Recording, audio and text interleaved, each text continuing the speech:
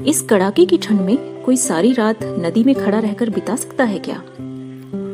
हुजूर, कोई ना कोई तो जरूर ही मिल जाएगा ऐसा। ये बात तुम इतने यकीन से कैसे कह सकते हो?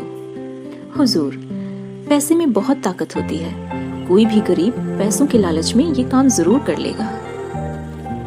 बीरबल की बात को गलत साबित करने के उद्देश्य से अकबर ने दरबार में घोषणा करवा दी कि जो भी यमुना नदी में रात भर खड़ा रहेगा उसे 500 अशरफियां इनाम में दी जाएंगी। बीरबल समझ गया कि अकबर ने यह घोषणा क्यों की है।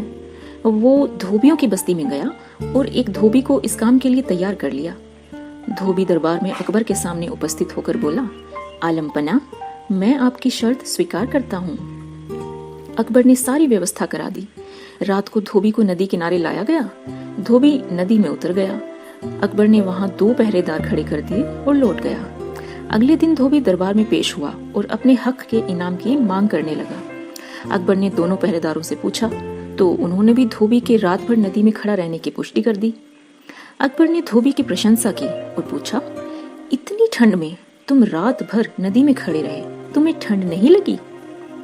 हुजूर, मैं रात भर राजमहल के बुर्ज पर लटकती हुई लालटेन को देखता रहा। ओ, इसका मतलब तुम लालटेन की गर्मी पाकर ही ऐसा कर सके? तब तो तुम इस इनाम के हकदार नहीं रह जाते। तुम जा सकते हो।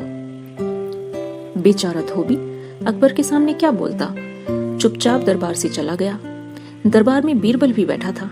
ये बात उसे बहुत ही बुरी लगी। उसने तय कर लिया कि वो धोबी को उसका हक दिलाकर ही रहेगा। अगले दिन जब बीरबल दरबार में ना आया तो अकबर ने एक सिपाही भेजकर उसे बुलवाया। बीरबल ने उसे यह कहकर वापस भेज दिया कि वह खिचड़ी पका रहा है। जब खिचड़ी पक जाएगी तो खाकर ही दरबार में आएगा। सिपाही ने अकबर को बीरबल का संदेश सुना दिया। जब काफी देर तक बीरबल ना आया तो अकबर ने पुनः अपने आदमी भेजे। इस बार भी बीरबल ने वही जवाब वापस भिजवाया। कई बार आदमी भेजने के बाद भी जब एक ही जवाब आता रहा तो अकबर ने स्वयं बीरबल के पास जाने की ठानी। जब अकबर वहां पहुंचे तो देखते हैं कि 10 फीट ऊंचे 3 बांसों पर ऊपर एक हांडी लटकी हुई है और नीचे आग जल रही है। ये क्या तमाशा कर रहे हो बीरबल? जहां बना खिचड़ी पका रहा हूँ।